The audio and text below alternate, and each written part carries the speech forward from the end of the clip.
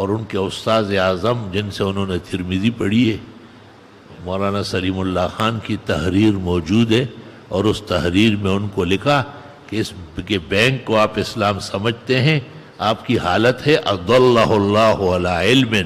پہلا خط جو مولانا نے لکھا ہے چھپا ہوا ہے، اس میں یہ الفاظ ہے کہ علم کے ہوتے ہوئے آپ گمراہ ہو چکے ہیں، اور بہت جلد توبہ۔ یہ وہی لوگ ہیں جنہوں نے بینک کے ایک شعبے کو اسلام کے نام پر علیحدہ کیا، اور اس میں ایک ذرہ ویکتی بھی اسلام کا بوندا نہیں، جتنی کوتھی ہوتی انکل ہوتی، ایک ذرہ برابر بھی تصور کا اسلام بھی نہیں ہے اس میں۔ چنانچہ ملک کے بڑے شہروں کا ایک وفد علماء کا آیا، اور انہوں نے اس پر بڑی کتابیں لکھی ہیں۔ مجھ سے گفتگو کرنے کے لیے تو میں نے ان سے صرف 2 باتیں پوچھی، اور وہ ہمارے ماہنامہ جو ہے الاحسن وہ ضرور آپ رکھا کریں، پڑھا کریں، اس میں سب کچھ آتا ہے الحمدللہ۔ اس میں نے صرف 2 باتیں پوچھی، ایک تو یہ کہ یہ جو آپ نے اس کو مضاربہ و مشارکہ و مرابحہ و تولیہ و تکفل کہا ہے، یہ اسلامی اصطلاح اسٹیٹ بینک اور اس کے برانچ نے کس طرح قبول کی ہے مجھے بتائیے۔ قیامت تک وہ قبول نہیں کر سکتے، وہ عالمی منڈی کا ممبر ہے، عالمی منڈی سود کا گھونسلہ ہے۔ دوسرا سوال میں نے کیا ہے اور کرتا ہوں اور کرتا رہوں گا کہ مال بڑھتا کہاں سے؟ آپ جو ڈونر سے پیسے لیتے ہیں اس کو کدھر انوالو کراتے ہیں؟ تجارت و زراعت کدھر ہے؟ وہ ہمیں سب پتا ہے، سارا جمع کر کے اسٹیٹ بینک میں داخل کرتے، 3.5 یا 4.5% سود ملتا ہے، اس میں آپ 1.5 ڈونر کو دیتے ہیں، باقی خود رکھتے ہیں، اپنے حمایتیوں پہ تقسیم کرتے ہیں۔ کیا اس طرح حرام حلال ہوتا ہے؟ یہ طریقہ ہے؟ پھر وہ لوگ براہ راست سود لیتے ہیں، ان میں کیا نقصان ہے؟ جب وہ بالکل بے بس ہوئے اور ہونٹ خشک ہو گئے اور بانچوں میں بالکل سفیدہ آ گیا، تو میں نے کہا میری گفتگو جمعے کی سنو۔ میں لوگوں کو کہتا ہوں کہ اس کی مثال ایسی ہے جیسے گٹر لائن سے کوئی پائپ لائن لگائے، گھر لے آئے، فریج کے ساتھ اس پر بہترین جگہ بنائے اور اس کے اوپر گلاس ٹھوک دے اور کہے آب حیات یا کہے آب زمزم، اس کی اصل گٹر لائن سے۔ تو یہ زمزم کی توہین ہے اور آب حیات کو گالی دینا ہے، اس سے زیادہ اس بینکاری کی کوئی حقیقت نہیں۔ تم 50 کروڑ جگہ پر بورڈ لگاؤ، کیا قبروں سے مانگنے والوں کے بورڈ نہیں لگے ہوئے؟ کیا اس شہر میں بینر نہیں لگے کہ سب کہو یا حسین؟ کیا لوگوں کی گاڑیوں پر یا علی نہیں لگا ہوا ہے کہ یہ حقیقت کی غم بازی ہے؟ یہ کذب اور دروغ کی غم بازی ہے۔ قرآن و سنت پر مٹی ڈالنا، مصطلحات شرعیہ کو متہم کرنا، یہ دین کی خدمت نہیں ہے، یہ آخرت سے بے نیازی ہے۔ اللہ تعالی ہمارا ایمان، اعمال اور انجام محفوظ فرمائے۔ بعض لوگ اس خمار میں ہیں کہ جی فلاں بہت بڑا عالم ہے، بڑا ہے لیکن نبی تو نہیں ہے، معصوم نہیں ہے نا، خطا تو ہو گئی نا، خطا مسلمہ ہے۔ بڑے بڑے عالموں سے علمی غلطیاں ہوتی ہے لیکن وہ زد نہیں کرتے۔ شیشے کے گھر میں بیٹھ کر پتھر ہی پھینکتے، دیوار آہنی پہ حماقت تو دے گی۔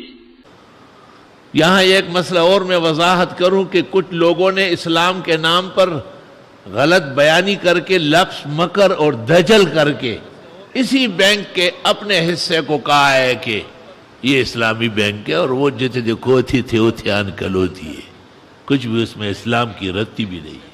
خود ان کے ملازمین آ کے مجھے کہتے ہیں کہ ہم تو حیران ہیں کہ اس کو اسلام کہتے ہیں، صرف لوگوں کو شکار کرنے کے لیے کہ چلو اس پاک نام پر لوگ شکار ہو جائیں گے۔ اور یہ میرا مسئلہ نہیں، 400 دارالافتاء پاکستان کا فتویٰ ہے، اور ان کے استاذ اعظم جن سے انہوں نے ترمذی پڑھی ہے، مولانا سلیم اللہ خان کی تحریر موجود ہے، اور اس تحریر میں ان کو لکھا کہ اس کے بینک کو آپ اسلام سمجھتے ہیں، آپ کی حالت ہے اضلہ اللہ علی علم۔ پہلا خط جو مولانا نے لکھا ہے چھپا ہوا ہے، اس میں یہ الفاظ ہے کہ علم کے ہوتے ہوئے آپ گمراہ ہو چکے ہیں، اور بہت جلد توبہ۔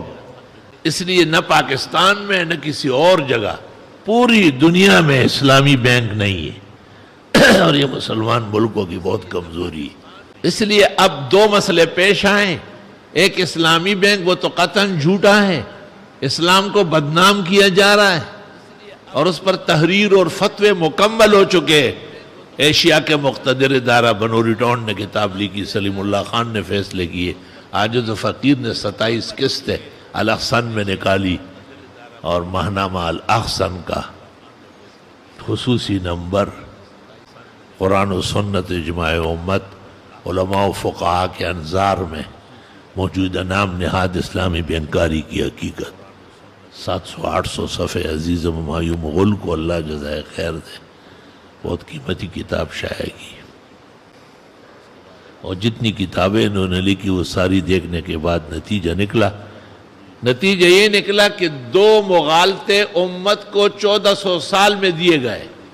غور سے سن لو، کان کھولو، قیامت کا دن آنے والا ہے، جواب دو گے کہ یہ حق یہاں سے بیان ہوا یا نہیں۔ 2 مغالطے، ایک مرزا غلام احمد قادیانی نے جھوٹا نبی بننے کے لیے عیسیٰ، مسیح، آمد، مہدی، ظہور مہدی سب چیزیں مان لی، لیکن اس کا مصداق خود بن گیا کہ کوئی عیسیٰ نہیں آئے گا، وہ مر چکا ہے، کوئی مہدی نہیں ہوگا، وہی عیسیٰ مہدی بھی ہوگا، وہ مسیح بھی ہوگا۔ تو مصطلحات تسلیم کیے لیکن خارج میں مصداق بدل دیا، اور اپنے آپ کو انگریزوں کے دم چلے نے اپنے آپ کو بنایا۔ یہ غور سے سن لو۔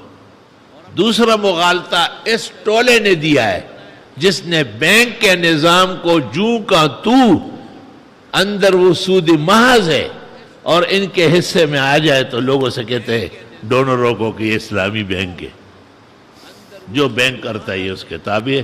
ان کا مجال نہیں ہے کہ یہ اسلامی نظام نافذ کرے جب تک ملک کے تمام بیوع کے ابواب زراعت اور تجارت میں فقہی شرعی تفصیل نہ آئے، حاشا وکلا کی کوئی بینک اسلامی ہو جائے، دروغ کہا جا رہا ہے۔ یہ دوسرا مغالطہ ہے۔ کفالہ، مشارکہ، مرابحہ، تولیہ، یہ سب فقہ سے لیے گئے، لیکن آگے خارج میں ان کا مصداق بنایا بینک، اور بینک سود محض کا عالمی ممبر ہے۔ پوری دنیا کا نظام جو وہ سود پہ چل رہا ہے، کیونکہ سود خوروں کے ہاتھ میں اختیارات ہے، سود خور اور سود چور۔ اور کتنا سخت مسئلہ ہے، اللہ قرآن میں کہتے ہیں اگر تم سود نہیں چھوڑتے فَأْذَنُوا بِحَرْبٍ مِّنَ اللَّهِ وَرَسُولِهِ، اللہ اور رسول سے جنگ کرنے کا اعلان کرو۔ تو انہوں نے اسلامی جھنڈے اٹھا لیے، اسلامی ناموں سے خدا کے مقابلے میں آئے، یہ تباہ و برباد ہوں گے۔ میں نے مولانا کو کہا ہے 2-3 دفعہ، میں نے کہا پیچھے ہٹو، یہ تو کہتے ہو کہ میری عمر 75 سال ہو گئی ہو، میرے لیے دعا کرو، لیکن بینک تیرے ساتھ لگا ہوا ہے، بہت جلد توبہ کرو اس سے۔ سینکڑوں علماء نے توبہ کی ہے۔ السلام علیکم جی دوستو، آپ نے دیکھا اور سنا شیخ مفتی ظہور علی خان رحمۃ اللہ علیہ کو کہ شیخ مفتی ظہور علی خان رحمۃ اللہ علیہ کیا بیان فرما رہے تھے۔